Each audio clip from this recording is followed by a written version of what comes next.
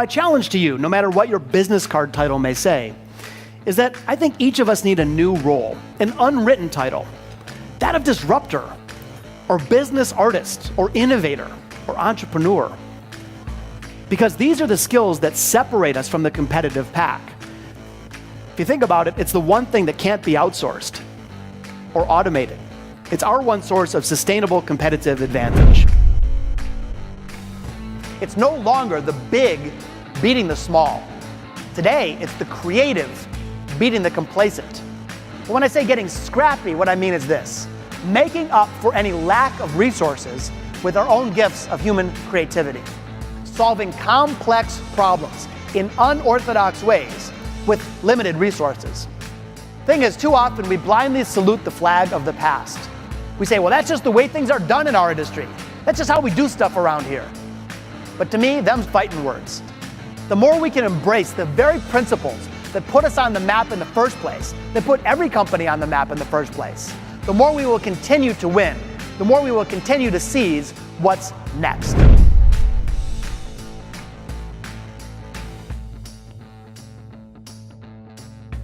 All right, how do you do this from a practical standpoint?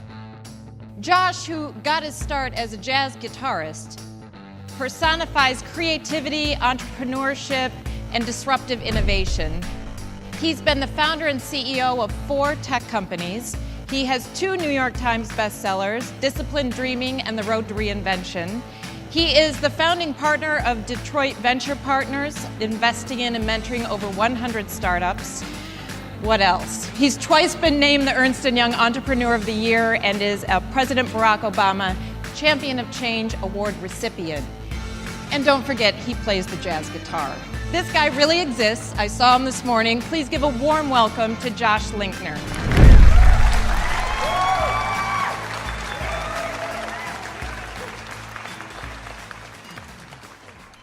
Innovation is something that is often misunderstood. We think about these giant product breakthroughs. But in that context, perhaps it doesn't apply to each of us as we run our hotels. What I'm going to do today is challenge that assumption and really focus on what we can do specifically to innovate in the context of our daily lives. So today what we're going to talk about are some fresh ideas, fresh approaches to creativity, transformation, and ultimately seizing our full potential. Quick question for you. Who do you think was the world's largest retailer in 1950? Sears, good guess. Montgomery Ward, also excellent guess. Woolworths, Walmart. Well, Spiegel, okay, very good guesses, but actually, A&P. Remember A&P, right? So in 1950, 16,000 retail stores. Over the last decade, they tripled their growth, several billion dollars in revenue. And at that time, even though grocery was a very fragmented marketplace, they had a 15% market share in the US. So what happened? Well, they became intoxicated by their own success. They believed they cracked the code and could print success forever. Yet what we know is that success is a temporary state that happens in the context of many external factors. And those factors today are changing at a rate like none other in history. So they kept doing things the same way, while other competitors came in and did it a new way. They failed to adapt, they failed to create, and they simply failed. Bankruptcy in 2013. By the way, that same 15% market share today would be worth nearly $600 billion. I could put dozens of other examples up here. Companies like Blockbuster, or Kodak, or Oldsmobile, or Pan Am Airlines that had a leadership position, but squandered it. For us in the music biz, we have a real opportunity in these changing times to prioritize innovation, to prioritize the possibilities instead of simply favoring the past. And in doing so, we could unlock incredible opportunity. This is a picture of my company. I started it in 1999. We sold it in 2012 to a large private equity fund. The company was called ePrize. So we did online digital promotions for major brands around the world. Ended up with about 500 employees worldwide and we worked with 74 of the top 100 brands. Now that sounds all groovy, but it wasn't always so smooth sailing. Early on, for example, we had the chance to win some business from a very large company called Conagra Foods. And perhaps you know of them by name, but you'd recognize certainly the brands from their portfolio. Anyway, this huge company decided to consolidate all of their purchases of our kind of work, which was digital promotions, to a single supplier. We made it to the finals. So here's the scenario. 3 companies left standing, my little tech company and 2 other giants in the industry. And all 3 of us desperately wanted this business. Problem is, the lead buyer, the decision maker, he was kind of a jerk. No, actually, he was really a jerk. This guy was condescending and arrogant and difficult. I'm sure we've never had a guest like that, right? And furthermore, he was dragging the process out. All of us just wanted closure. Well, I bumped into him and his wife at an industry event. So boy, I'm trying everything I know to wine and dine him, trying to close the deal. Nothing's getting through. He was very standoffish. Next, I see him and his wife again at the airport. It turns out that we were all on the same outbound flight. So what happens next? Can't even make this up. This guy gets an upgrade to first class. He's a frequent traveler. So sure enough, he takes the seat for himself, sends his wife on back to coach. Just for the record, if I did that with my wife, like, game over. That's not happening. Anyway, again, can't even make this up. I also get an upgrade to first class, and sure enough, I get the seat next to him. So I walk on this flight, and I look at that open seat. He's already sitting down, and my mind is racing. I'm saying to myself, this baby's mine. He's going down. He's not getting off this flight until he signs a deal with me. But then I paused. In the same way, I want to encourage you to pause when you're facing a decision. Our instincts can often guide us in a certain direction, but those instincts can be misleading. In those pauses, that is our opportunity to let our imagination shine, to explore the possibilities. Is there an alternate route?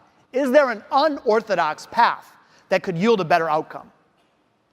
Here's what I ended up doing. I wish I could say it was calculated. It was just because it was the right thing to do. But I walked on and I said, hey, I have this seat next to you.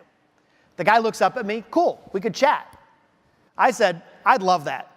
Problem is, I have a bunch of work to catch up on. And by the way, I noticed your wife is sitting in back. How about we switch seats?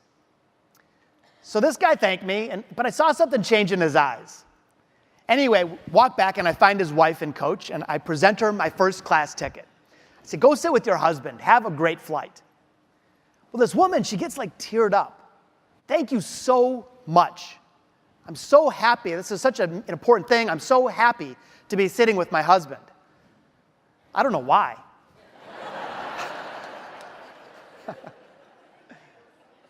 I was half expecting her to say, no, it's cool. You keep the ticket. So we take off, and I don't think much about it until we land.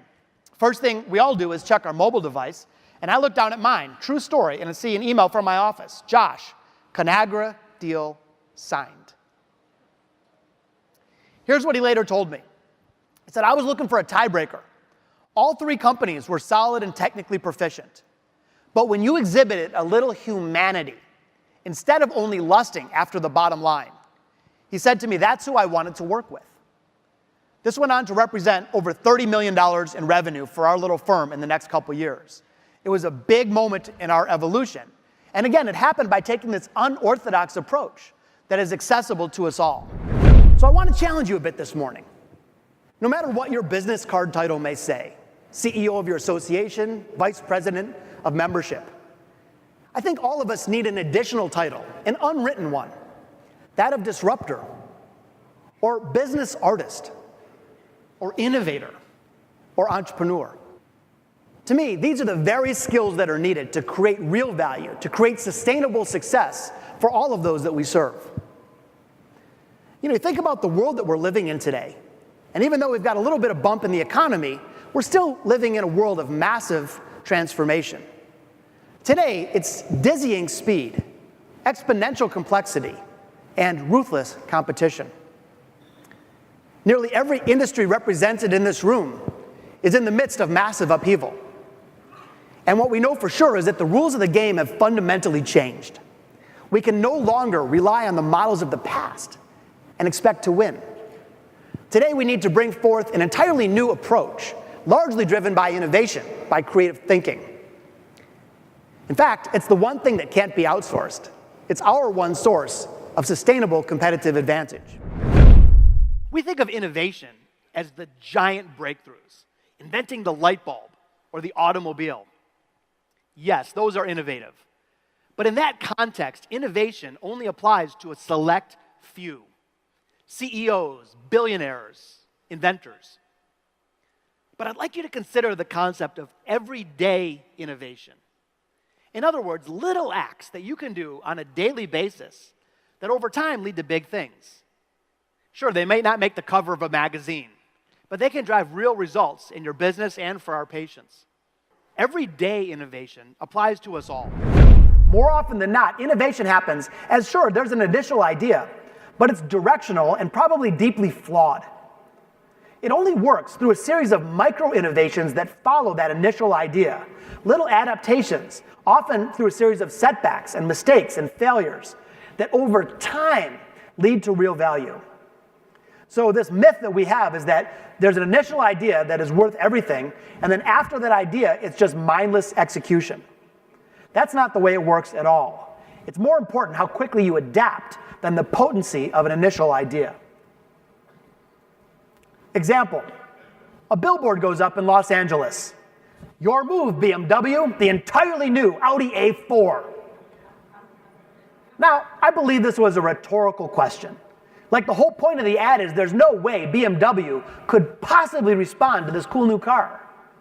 Except, BMW is an innovative company, and they know how to adapt fast. Within only 1 week, in the identical sightline to this billboard, BMW fired back with this.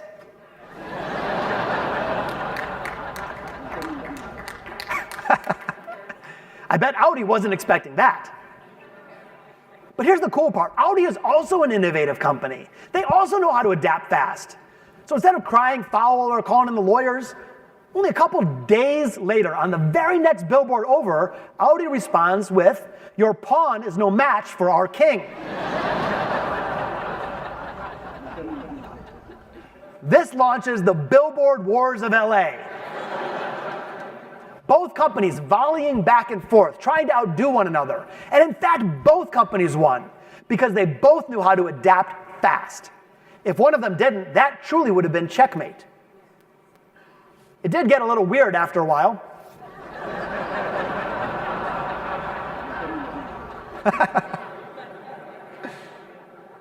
It's funny, during this time, no one was talking about Lexus or Mercedes, so they both were able to shut their competitors out of the conversation.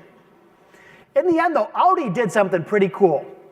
The last series of ads that ran on billboards weren't created by their agency. They were created by their customers. Audi opened it up on social media, and thousands of ideas flooded in via Twitter and Facebook, which were ideas that they actually used. Now think about this. Imagine engaging your customers so much that they are writing your ads for you. But to me, the cool part about it is it wasn't like they sat in some brain trust meeting and said, "Hey, how can we get our customers to write our ads for us?" They started with an idea that was deeply flawed and it didn't work. I mean, BMW came firing back. But it was their ability to adapt fast and capitalize on the situation that led to a great outcome, again, for both companies. I'm actually a very passionate Detroiter. I'm a third generation. My grandparents, my parents, and I were all born in the city of Detroit. And you could say, well, here's a great case study on what happens when an organization, in this case a city, reinvents or doesn't. Back in the 100 years ago, Detroit was the Silicon Valley of our country. That's where people would come to build their entrepreneurial fortunes. And when we were in this groove of creative exploration and innovation, our city prospered. We were one of the top cities in the country. We were known as the Paris of the Midwest. Then what happened? Then we did a 180. We became complacent. We thought we were untouchable, and we built these stifling bureaucracies and became involved in finger pointing and protectionism and blame. And as you can predict, what happened? Our city crumbled. People made fun of us for the last 40 years. Of course, all the next line of problems ensued, racial divisiveness and tax dwindling and population loss. But now, you may have heard, what's happening in Detroit is remarkable. We are now in the midst of the greatest transformation, I believe, in American history. And this once battered and broken city is rising from the ashes. The only way that that's happening, it's happening because we're willing to let go of the past. The leaders that are deeply committed to our rebirth are not saying, hey, let's go rebuild the way Detroit was. They're saying, let's rebuild a new Detroit, one of a diversified economy, one that looks very different than the way it was in the past. From a personal standpoint, we decided to invest in tech startups. So we launched a tech venture capital fund in 2010 called Detroit Venture Partners. People thought we were nuts. You can't invest in tech companies in Detroit. All you guys know how to do is bend steel. Go to Silicon Valley. But we took the alternative path, and we did it anyway. And our thinking was that, yeah, we might be able to make some money, but more importantly, we could make a difference. So we decided to use entrepreneurial investing as a pathway to urban revitalization. The thinking was that by backing these passionate entrepreneurs, we could create jobs, urban density, and hope. We could reestablish Detroit as a beacon of innovation and opportunity, diversify the economy, keep our young people in the state after graduation. As I mentioned, people thought we were nuts. But by imagining what could be instead of what was, it ended up working out. This is a building we took over that was vacant for 20 years, invested a ton of money into it to make it like ground zero of entrepreneurship. We wanted to create a home for these tech entrepreneurs. And we started investing. When this building opened in early 2011, there wasn't a single tech company to be found in the city of Detroit. Today, within 1 square block of this building, there are 70 tech companies. Hiring people, hundreds of people busting at the seams, new restaurants opening, new art galleries. So we're a little piece of this. I'm not taking credit at all for the Detroit transformation. But I am saying that progress happens when you're willing to let go of what was. Solving complex problems in unorthodox ways with limited resources. Isn't that exactly what we do every day? They could print that on the back of our business cards. And those are the types of approaches and skills needed to win in this fist-fighting economy. Show you a fun example. TNT, you probably know, television network. Well, they wanted to rebrand themselves all around drama, like they're the TV network of drama. Problem is, they didn't have a big budget, so they couldn't approach it in a traditional way. They had to get scrappy. Check it out.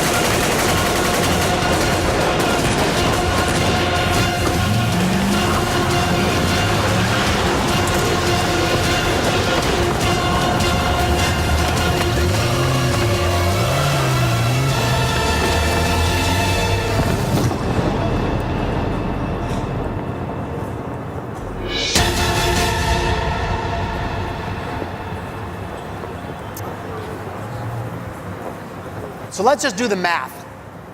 You want to reach tens of millions of people? Well, you could buy a Super Bowl ad. Entry point is $5 million. Or you could hire some actors and a film crew in some local little town in Europe. This isn't about the 200 people that saw it live that one day. It's about the 40 million people that have since watched this online. 40 million people now know that TNT is all about drama.